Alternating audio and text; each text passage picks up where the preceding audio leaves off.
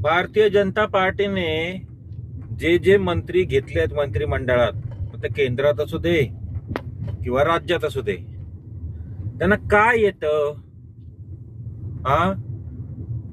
तो चंद्रशेखर बावनकुळे त्या येड झाव्याला लिहून दिलेलं भाषण पण वाचता येत नाही.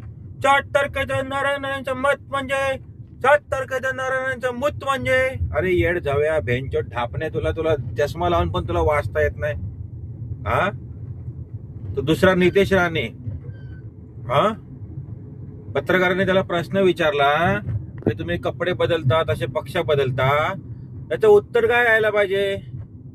आम्हाला जी भूमिका पटते ती, जी बोलायला पाहिजे, आम्हाला जो भूमिका पटतो तो आम्ही घेतो. अरे येड झाव्या, कशाला तुम्ही आमदार झालात रे? तुमची लायकी नसताना तुम्हाला आमदार केलंय बीजेपीने, लक्षात ठेवा. आपल्या लायकीत राहा, लायकीत, अवकातीत.